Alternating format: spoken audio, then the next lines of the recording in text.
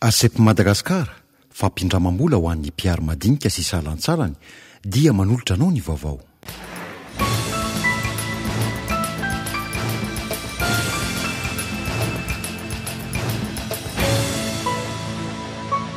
Tsy mbola afaka amin'ny tsara ny fitoriana napetraka ny PMP teny amin'ny filankevim-panjakana na ny Conseil d'État raha ny fanazavana azy tamin'ity arivo ity.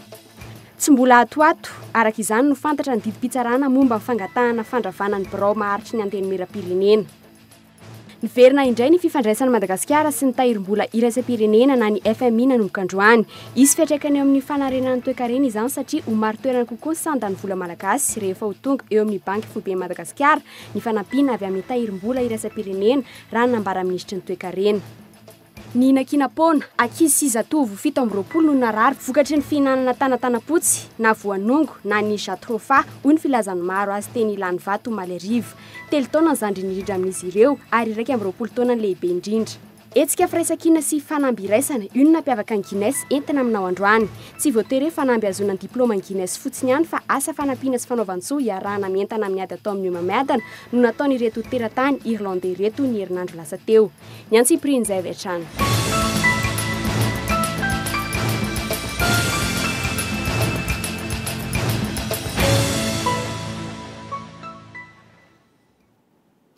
Dia faly miarabantsika rehetra mpanaraka ny fampahalalam-baovao eto amin'ny Cool TV.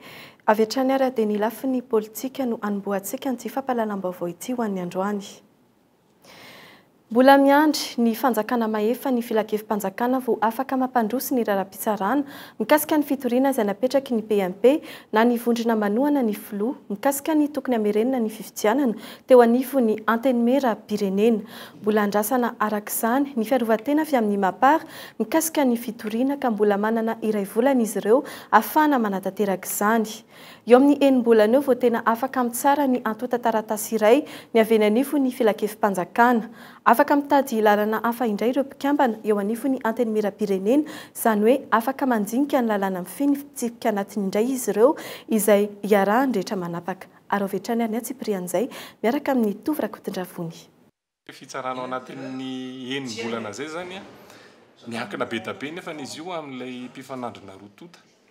Karaha fahafantarako azy aloha hatreto izany atao anatin'ny filankevim-panjakana ilay izy mbola miandry any amin'ny solon-tenan'ny fanjakana malagasy mikasika ny fitoriana napetraky ny zareo zany miandry valiteny, miandry mémoire en défense moa zany filazana anazy hoe miandry an'izay. Eo amin'izay fiandrasana an'izay nefany tsy manome fehim-potoana fotsiny ny ataon'ny fitsarana na 70 andro na 30 andro na 10 andro sy hanomezan'ny fitsarana an'io fa zareo any mahafantatra an'io hoe izao ny élément azonay dia reto no menay ihany.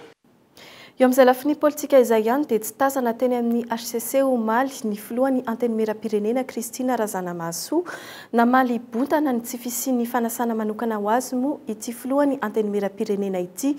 Nambarany fa antony tsy nahatongavany ny tsy fahalalany ny fisian'ny fianianana teny amin'ny HCC omaly. Ankilany dia nilaza ny mpahalalana fa tsy mitovy velively ny antenimera lanim-bahoaka sy ny kongresy ny tetezamita ka tokony ampiasaina sy angalana apahany izany lalana izany. Ary avy hatrany ary ny fanadihadiana mbola nataony Tovy Rakotondravony ihany. Ny maraina teo voavoarain'ny filohan'ny antenimieram-pirenena Ramatoa Razanamahasoa Kristina ny taratasy fanasana anatrika ny fianianan'ny mpikambana vaovao teo anivon'ny fitsarana avy momba ny lalam-panorenana. Mbola nahazinana ity filohan'ny androm-panjakana ity ny tsy fahitana mazava ny fanasana azy amin'ny mahafilohan'ny antenimera azy fa amin'ny anarany mahampikambana tsotra eo anivon'ny antenimieram-pirenena ny fanasana. Raha ny tazana omaly dia nizoky olona indrindra sy ny zandriny indrindra eo anivon'ny antenimera no nanatrika ny lanonana. Midika izany fa nahafantatra ny fisian'ny fianianana omaly ihany Ramatoa Razanamahasoa Kristina saingy tsy fahitany anarana amin'ny mahafilohan'ny antenimera azy no tsy nahatongavany. Tsy ahivina nefa fa nisy ny fitaraina nataon'ny vondrona PMP manoloana ny tsy fahatomombanany fifidianana izay ho birao maharitra ka antony tsy nahavoasoratra ny anaran'ny filoha voafidy izany. Manoloana izay fitarainana izay ihany dia nanambara Razanamahasoa Kristina fa tokony mbola tsy misy fiantraikany amin'ny asan'ny fisian'ny fitarainana. Na izany aza nefa dia azo tarafina amin'ny zava-nitranga ity ny mety ho valin'ny fitarainana napetraky ny PMP. Tsy ahivina fa ny HCC dia manana fahefana feno mandinika sy manara-maso ny lalam-panorenana ka tsy afaka hanao kinanga. Nanambara ary ny filohan'ny anteny miram-pirenena fa manaiky izay didy mivoaka eo izy, saingy nolazainy ihany koa fa anjara ny mpikambany eo anivon'ny anteny miram-pirenena ihany no mijery ny marimaritra iraisana amin'ny tokony adaminan'izy ireo ny raha anatiny. Nanamafy hatrany ny filohan'ny anteny mera fa efa nandalo ny fanaraha-maso amin'ny fanarahana ny lalam-panorenana ny fitsipika mikasika ny fifidianana nahalany. Fa izy anie ka tsy hilaza, tsy manana fahefana ny HCC hanafoana fifidianana zany. Izy milaza fotsiny hoe mety izany hoe ity lalàna nampiarinareo momba ny fifidianana ty tsy mifanaraka amin'ny lalam-panorenana. Hijery lalam-panorenana izy ho hitany iny. De za moa de mety ohatra hoe mahagaga ny ilazany hoe tsy mifanaraka amin'ny lalam-panorenana satria tsy misy hafa neny législature teo aloha io nampiarina io ary efa misy didi-pitsarana jurisprudence ka mahagaga raha ilaza an'izay izy. Fa mety hisy hoe ty tsy mifanaraka amin'ny lalam-panorenana, zay fotsiny no teneniny. Anjaranay cuisine interne nay atondray no mijery zay fomba fanao. Ny mpahay lalàna imbiky anakile izay nilaza nefa androany fa tsy azo atao ny mahakampahany lalàna ka ampiasaina amin'ny fifidianana ny anteny miram-pirenena izay tsy tovelively amin'ny kongresa ny teteza misa no iretsy farany lanim-bahoaka. Zareo zao fotsiny ary ka fantatrareo zany tsy maintsy règlement intérieur zay efa ny déclaré ny HCC fa conforme à la constitution, ensemble règlement intérieur fa tsy ampahany règlement intérieur. Tsy maintsy zay zany no ampiasaina. Raha milaza nareo hoe règlement intérieur nampiasain'ny congrès de la transition no nampiasaina tamin'ny fifidianana ny bureau permanent ny assemblée nationale, mila zavana mazava tsara hoe moa ave ny assemblée nationale sy ny congrès de la transition de mitovy satria ny congrès de la transition zavatra assemblée législative marina fa tsy voafidim-bahoaka fa ny assemblée nationale voafidim-bahoaka. Nananlanjany araka izany ny fanomezana fanazavana avy amin'ny HCC raha toa ka mbola ho lavabe ny anivony ny filan-kevim-panjakana. Ny lalam-pandrenana izay novidiana tamin'ny taona 2010 no tena mampisy olana eto Madagasikara, hoy Raymond Ranjeva izay mpahay lalàna. Noho izany ity lalàna ity dia natao hamonoana na hanenjehan'olona tsy mitovy firehana amin'ny tena. Mba hialana amin'izany anefa dia tokony hisy ny fandiniana lalàna vaovao fa mikasika ny mety ho fanenjehana ny ravalomanana marika kosa indray dia nambarany ity farany fa tsy mitombina intsony ny fanenjehana ity farany no hisy tsy nanatrika ny fitsarana. Aravetrany ary tsy prian'izay. Ka mihitsy ka zao manko hoe tadidio fa eto amintsika isaky manova constitution dia entina antsahana zay resy ka ny 2010 tsy manivaka amin'izay ka zay tsy tokony hamay azakazaka anao constitution satria entina antsahana zay tomolona fa tsy entina amolavolana ny fiarahamonina sy fampitondrana eto amin'ny firenena. Zany zavatra hafa zany hafa ny fanameloana hafa ny fampiarana azy. Raha izay ary faharoa manarakaraka zany le fanameloana ihany raisina tsy tsy niatrika ny olona. Fa amin'ny lafiny toe-karena kosa indray dia miverina ny fifandraisan'ny Madagasikara sy ny tahirim-bola iraisam-pirenena na ny FMI nanomboka androany.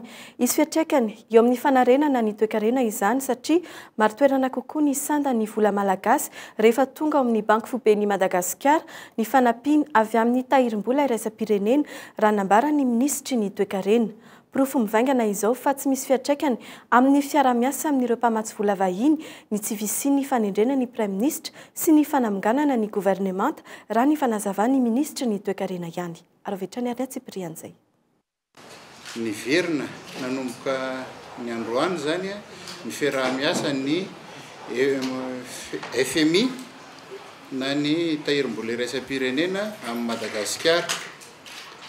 Vokatr' zany dia hiverina iona sy fampiresaka indray eo amin'ny lafiny ara-teknika ary indrindra ny amin'ny lafiny ara-bola Madagasikara sy ny Fonds monétaire international. Tamin'ny taona 2010 natratratra any amin'ny 500 miliara dolara ny famatsim-bola nomeny ny tahirim-bola iraisam-pirenena ho an'ireo firenena andalam-pandrosoana. Tsy ireo tetikasa hoentina mampandroso ny tena hiasany amin'ny ankapobeany fa eo amin'ny fiantohana ny fifandanjany ny fifanakalozana ivelany. Antony iray ampitombo ny tahiry ao amin'ny banky foben'ny Madagasikara izany raha ny fanazavany ny ministry ny toe-karena. vokany ho maro toerana kokoa ny toe-karena. Amin'ilay atao hoe stabilité macroéconomique dia tsy maintsy iantohana zany zay ny fifandanjany ny fanakalozany ivelany izay ka ny fanampian'ny FMI zany dia mame zay aide à la balance de paiement zay ny fisiny zay dia mampitombo ny réserve atsika eo amin'ny banque centrale izany ary mamaro toerana ny volatsika. Pirofo mivaingana izao fanapa-kevitra ndraisy ny tahirim-bola iraisam-pirenena izao fa tsy isan'ireo sivana jereny ny mpamatsy vola eo amin'ny fankatoavana ny fiarah-miasa, ny fahatarany ny fanendrena ny prime ministre sy ny fametrahana ny gouvernemanta raha nambara ny ministry ny toe-karena ihany. Tsy misy fiantraikany amin'ilay fanapa-kevitra zany ny fisinana tsy fisin zay hoe gouvernemanta vaovao zay ary tiana marihana fa ny gouvernement misy ankehitriny anie dia ny président Rajaonarimampianina tamin'ny 2020 janoary nanaovan'ny fianianana teny Mahamasina no nanendra n'ity gouvernement ty mbola hiasa. Isan'ireo firenena andranjara amin'ny fionana miaraka amin'ny tahirim-bola iraisam-pirenena izay ataony Washington amin'ny volana aprily izao i Madagasikara. Ananjo amin'ny fifidianana ihany koa isika manomboka izao. Ankoatra ny sakana ara-bola na ny barrière tarifaire mampisy olana eo amin'ny fivelarany fandraharana eto Madagasikara ny fisian'ny sakana vokatry ny lalàna sy ny fampiarana izany. Ny fifampiresahana eo amin'ny fanjakana sy ny sehatra tsy miankina amin'ny famolavolana ny lalàna no isan'ny vahaolana atolotry ny sehatra tsy miankina ho famahana an'izany. Fanadihadiana nataony Ilda Asinjo. Toy ny sehatra rehetra fehezin'ny lalàna maro ny sehatry ny fandraharahana. Araka ny fijery ny mpandalo n'ity sehatra ity anefa miteraka olana eo amin'ny fandraharana ny fisian'ny lalàna tsy mifanaraka amin'ny zava-misy ny filan'ny mpandraharaha. Io ilay antsoina mahazatra hoe barrière non tarifaire izay matetika mampiematra ny mpandraharaha ihany koa. Ny secteur privé dia voafehan'ny lalàna maromaro ary ireo lalàna ireo nefany dia mila fantatra hoe iza ny tena miasa ary iza no lalàna tsy tena miasa ary ny tena ilaina sy ny tsy tena ilaina. Zany dia ezaka mba ahafahan'ny sehatra tsy miankina mandroso satria be loatra ny lalàna mety mampifatopatotra anazy ary nefa ny ihany koa misy lalàna tena ilaina zay tokony hipetraka eto amin'ny tany sy ny fanjakana. Hatramin'izay ny fanjakana no mametra sy mamaritra ny lalàna amin'ny feny fandraharahana eto Madagasikara. Mandalo ny sehatra tsy miankina ihany ny volavolan-dalàna saingy tsy misy intsony ny fandraisana ny tolo-kevitra izy ireo. Tsy misy vokatra izany ny fifanarahana mazava mikasika ny fampiarana ny lalàna. Miteraka olana eo amin'ny fampiarana izany avy eo. Voaka amin'ny code général des impôts ohatra nefany misy texte d'interprétation maromaro zany zay navoaka any ka tsy fakahitana tsony le hoe inona marina zany tena ampiarina fa samy manana ny fomba fandikany azy ny tsirairay na avy amin'ny fitondrany izy na avy aty amin'ny secteur privé izy dia eo ihany koa zany le fampiarana an'le lalàna sy le ataontsika hoe système de recours zany au niveau antoine ohatra raha ohatra zany ka misy ny olana amin'ny ankapobeny zany eo amin'le famoronana dia eo amin'le fampiarana an'le lalàna sy ny fampiasana azy zany no mila averina jena ary zahay eto amin'ny secteur privé dia efa namoaka mihitsy zany les plans de développement à court, moyen et long terme zany mikasika ny fampandrosoana sy ny relance économique misy eto Madagasikara. Anolotra vahaolana miainga amin'ny fijerenany zava-misy tamin'ireo firenena avy any ivelany araka izany ny sehatra tsy miankina hanatsarana ny manodidina ny fandraharahana eto Madagasikara. Vahaolana izay efa nampifanarahan'izy ireo ihany koa amin'ny zava-misy eto an-toerana. Ifantoka indrindra amin'ny fiarahan'ny sehatra roa tonda mamolavola ny lalàna ampiarina amin'ny sehatra ny fandraharahana izany tolo-kevitry ny sehatra tsy miankina izany. Fahempotra amin'ny fahavalo ny volana Jolay izao ny fanadina-mpanjakana andraisana greffier raha ny volana febroary lasa teo no tokony hanatanterahana izany. Ny tsy fisian'ny teti-bola natokana hikarakarana ny fanadina-mpanjakana amin'ny telo volana voalohany taona 2024 ity no antony izany raha nambara ny ministera ny asa-mpanjakana. Mbola tsy voafatra aloha hatreto ny tety andro hanatanterahana ireo fanadina-mpanjakana amin'ny taona 2024 ity saingy amin'ny ankapobeny kosa dia mandritra ny fialan-tsasatry ny mpianatra no anatanterahana izany. Fanadihadiana vetrany. Fanadina-mpanjakana telo eny aloha hatreto no fantatra fa atao amin'ity taona 2024 ity. isan'izany ny fanadinana andraisana pénitencier izay ataony 20 ka hatramin'ny 4 ny volana martsa izao. Agent miisa 20 sy 900 sy greffier comptable d'administration 10 ary encadreur lasvavy 10 no raisina amin'izany. Ankoatran'ireo, isan'ireo fanadinam-panjakana ho tanterahana ihany koa amin'ny volana jolay izao ny fanadinana andraisana greffier 10 sy magistrat miisa 10. Niemotra amin'ny volana jolay sy amin'ny volana aogostra izao ny fanatanterahana ireo fanadinana ireo raha tamin'ny volana febroary no tokona natanterahana izany. Voaterina novan'ny fandaharam-potoanany ireo toeram-piofanana manomana fanadinana fidirana ho mpiasam-panjakana vokatra izay fiemorany ny daty anatanterahana ny fanadinana izay. Ny izay zao amin'ny avril 3e vague zany zay eto aminay satria amin'ny volana août ny concours dia amin'ny avril ihany koa ny hoe zay efa manana cours dia manao ray volana avril 1er avril hatramin'ny 1er mai manao spécial cours fotsiny na ny empotra raha ny magistrat zay dia efa manomana milo koa zany ny inspecteur des douanes ny inspecteur d'état ary ny enam rehetrarehetra zany amin'izao fotoana izao.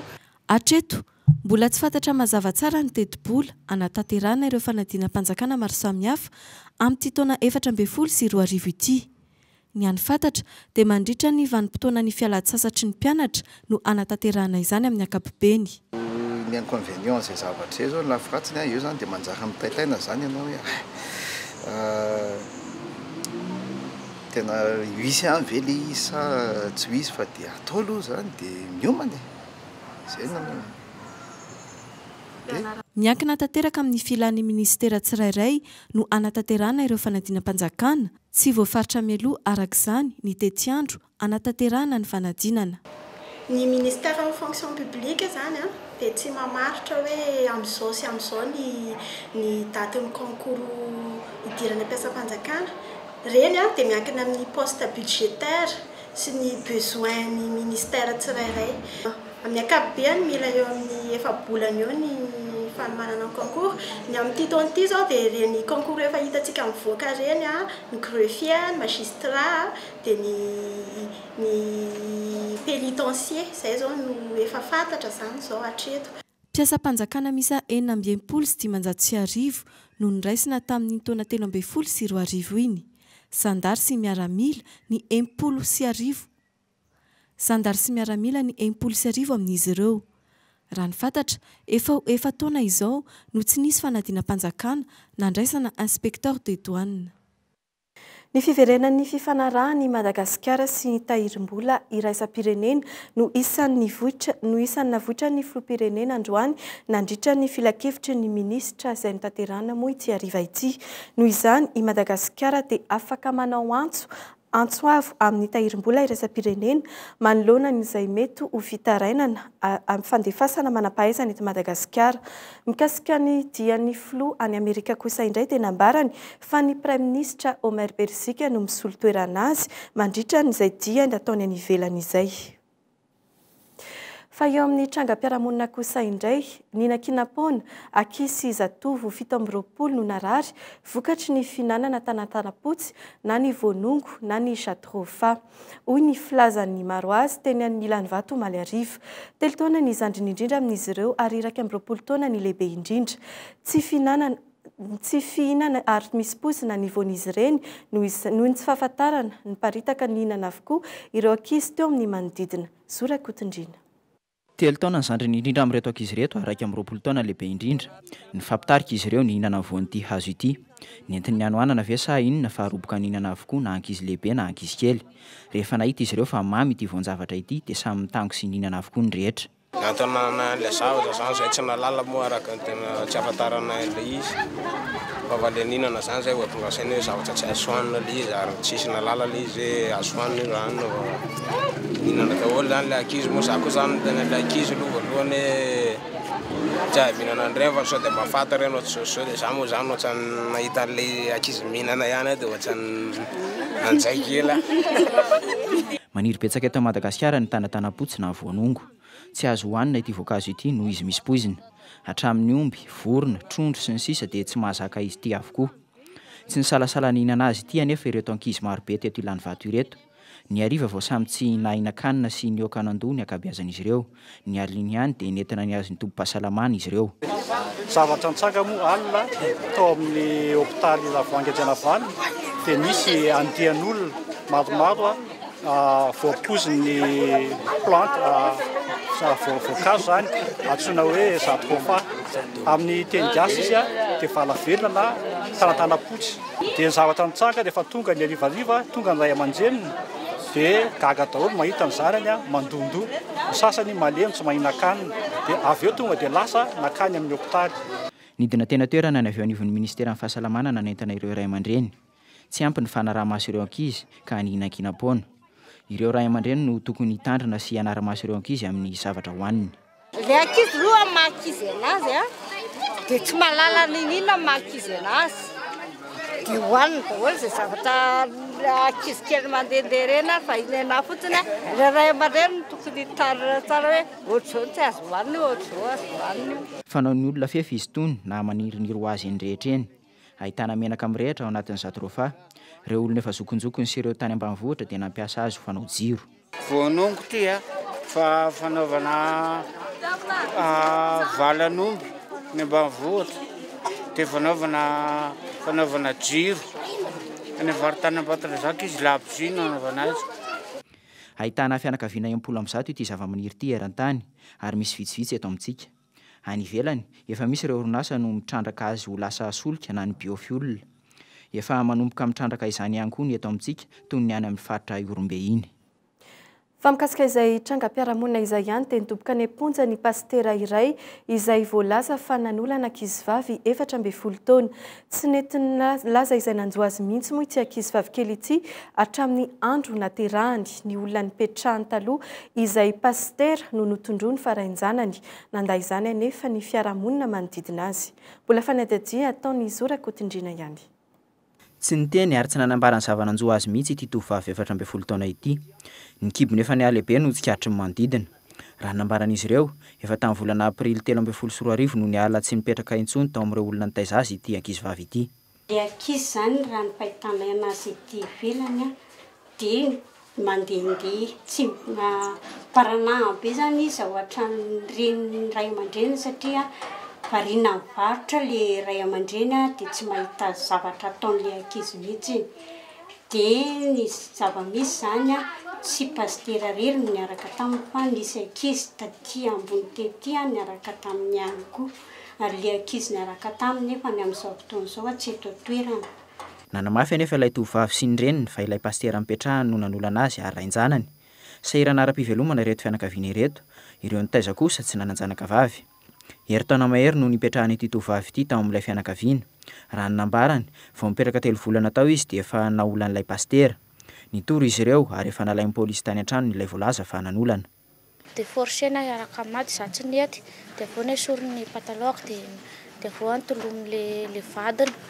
Dia rehefa fatapatatry le vadiny hoe ozy le vadiny entiko any amin'ny dokotera ndry ozy izy mantsanako. Entiko any amin'ny dokotera ndry. Dia ozy izy le vadiny hoe fa manina izy le tao amin'ny dokotera fa nga izy manina sa manina izy salama tsara izy io ka entina amin'ny dokotera ahoana. Ka manana anazy ozy le raha matoa dia tsy haiko izay mifandira zao teo lasana dia nanao raharaha. Androany, nanatona fikambanana iray ity fianakaviana ity no niolana mianjady aminy taoriana naterahan'ilay zaza. Voalazan'izy ireo fa nametra-pitoriana ihany koa ary mandrahona ilay ankizivavy mavadin'ilay pastera.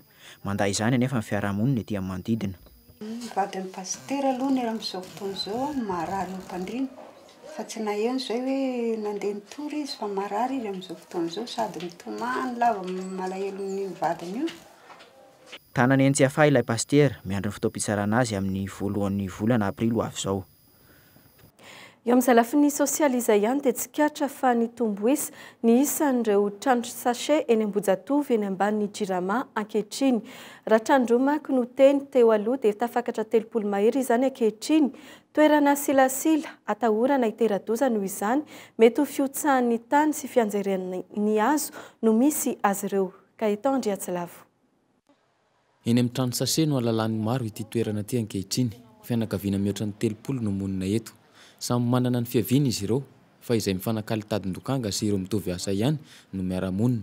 Tsy mahita fialofana ny nahatonga ny ankamaroany hifindra eto. Avy any Mandrosiaza dia vao raha mbola tsisy ray volana zay ny teto tsy nahita felo fa raha zany sasy hita trano dia reto namako reto niteny hoe maninona raha manamboatra trano sasy eo akaikina eo dia nanorotoratra dia zay natonga napetraka teto tsy miasa zay fa mitsikona kapoaka tavoangy dia reny ny amidy any amin'ny vorodamba dia zay nivitana sakafo. Tsy tanindrazany araka izany eto mizara telo amin'ny ankapobeny ny fonenana misy ny eny ambony indrindra vondron'olona voalohany ahitana trano miisa 20, misy ny eto afovoany vondrona iray lasa mpiavana noho ny fiaraha-miasa sy ny fiaraha-monina ahitana tokantrano 7 ary ny ery amin'ny ilany avaratra somary tsy lavitra ireto farany ahitana trano 9. Ireo toerana telo ireo dia samy atahorana avokoa manoloana ny loza mety hitranga indrindra rehefa avy ny orana. Tsy zay eto samy manana ny parquet amato zany le ohatrany hoe samy manana ny trano sasehany zany.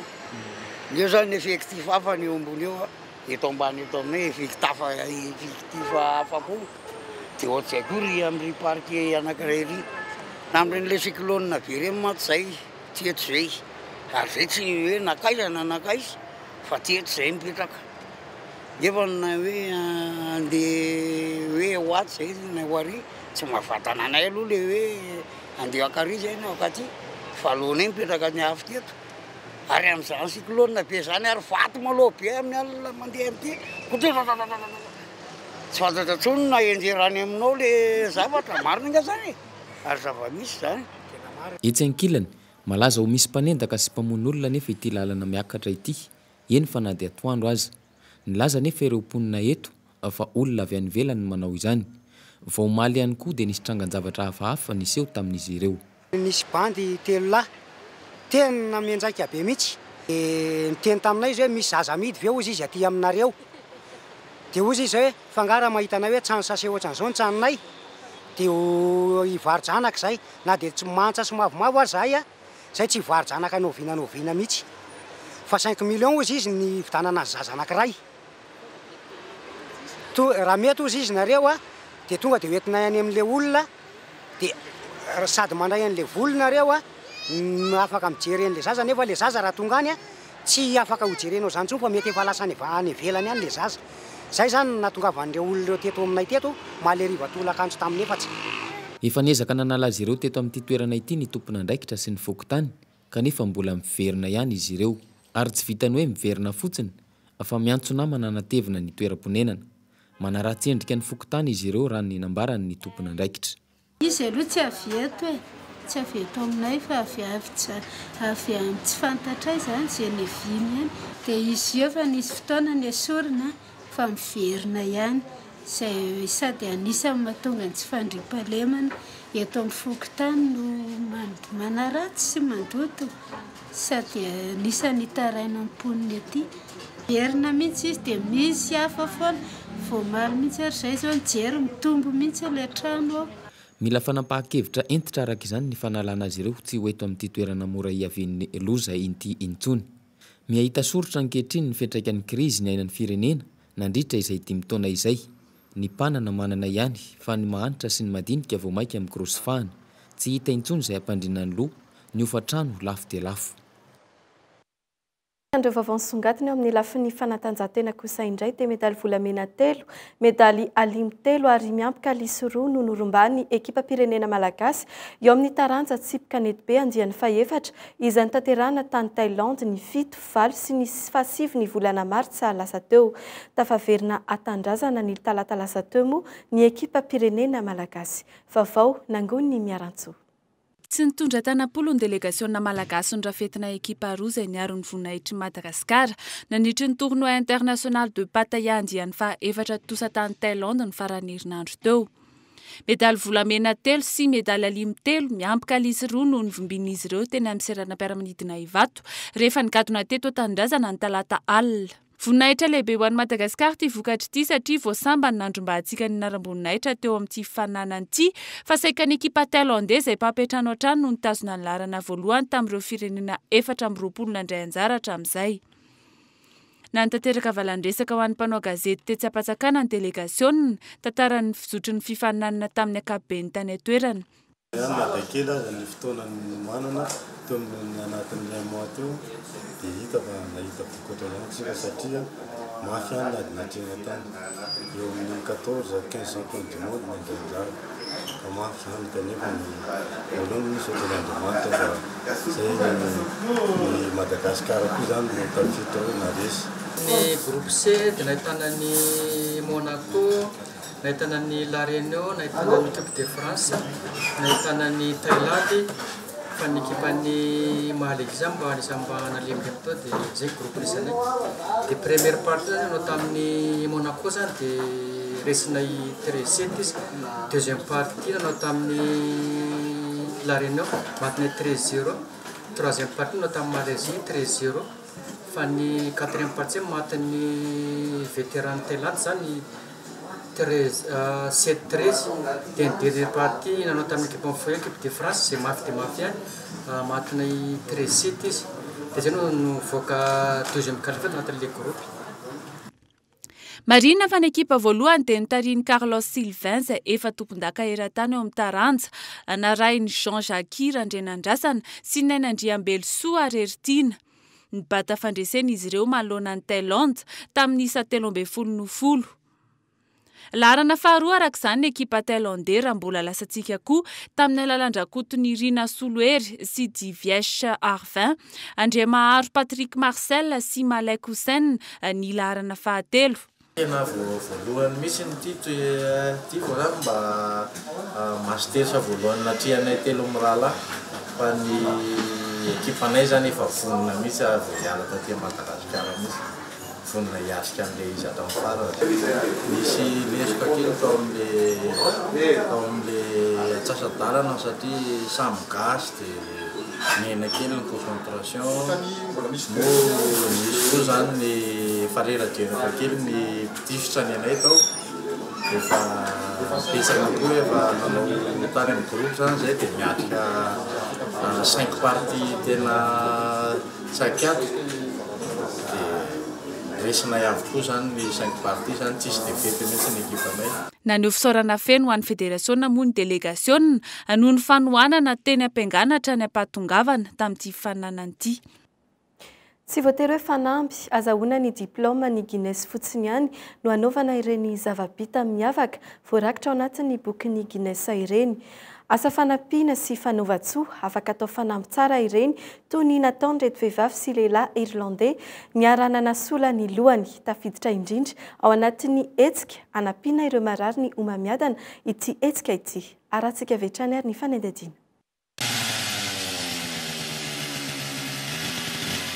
Homamiadana aretina mavoa olona tapitrisany maneran-tany.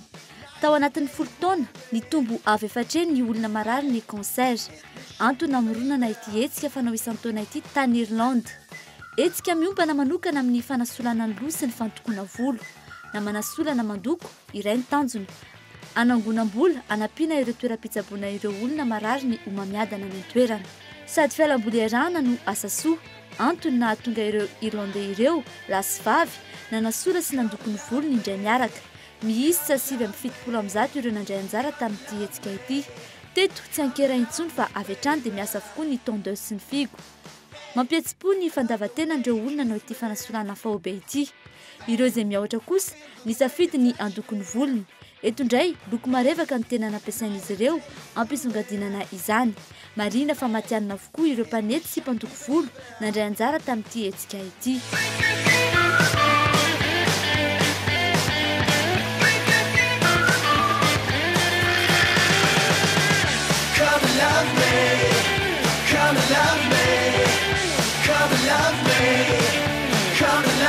Metra-panontaniana raha misy ny malagasy mety voasarika amin'ny karazana hetsika toy itony. Isika malagasy rahateo, indrindra fa ho an'ny vehivavy, mbola sarotra ihany zany hoe anasola loha izany. Finiavana anampinamana ny tanjona eto sady fanasoavana ny mpiray tanindrazana. Dia ny fanendadiana iny no manakatona ny fampahalalam-baovao ao an'ny androany akasitrana ianao nanaraka izany hatramin'ny farany. Iza kosa dia manome fotoananao amin'ny manaraka indray. Veloma toboka.